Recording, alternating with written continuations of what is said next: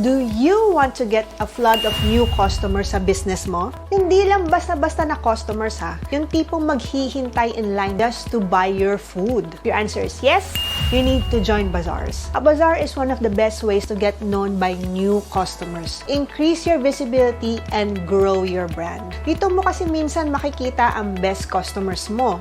Yung foodie na mag-iiwan talaga ng review and ipopromote ka sa social media. Yung business owner na gustong kunin ng services nyo for their events. Kaya yung mga professionals na bibili ng madami para pasalubong.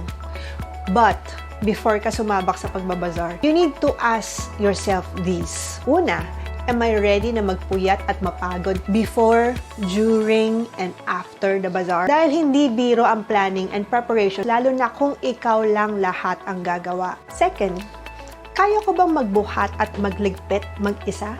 Yung ikaw na nag-bake, nagluto, ikaw pa magsa-setup at magsasara ng stall mo, at ito pa ang pinaka-importante. Am I physically, mentally, and emotionally fit for this? Grabe ah! Ang dami palang iisipin kapag nagbabazar. Yes!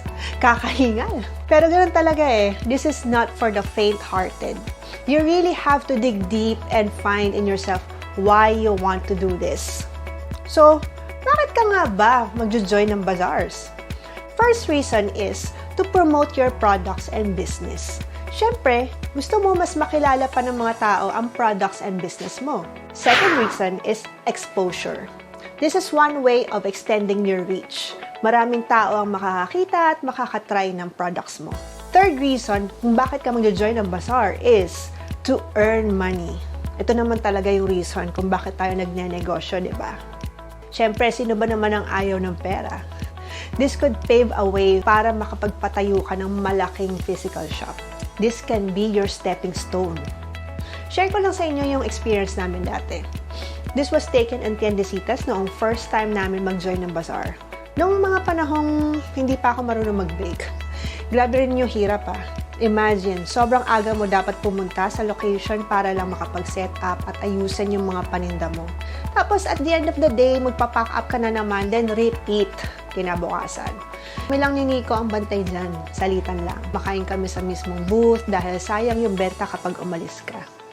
Sarap ng feeling kapag may mga bumibili dahil lang kakalaman na yung pouch ko. Dito ko rin natutunan na itap-tap yung bill na pinambayad ng buena mano. Nakita ko lang yun sa katabi ng booth. Now, the big question is, kumita ba kami? Hindi. Parang break-even lang. Pero you know what? Okay lang kasi it's an experience for us. Experience na nakatulong sa aming journey ngayon. Like, dapat lahat nakasulat, simula ng pagbili mo ng mga items, magbilang ng inventory, mag-costing, mag-alat ng sweldo sa sarili, at marami pang iba. So sabi nga nila, experience is the best teacher. O kung hindi mo susubukan, paano mo malalaman, di ba? Kaya push mo na yung matagal mo nang gustong gawin na project. Kung mag-fail man, edi get up, learn from it, and try again.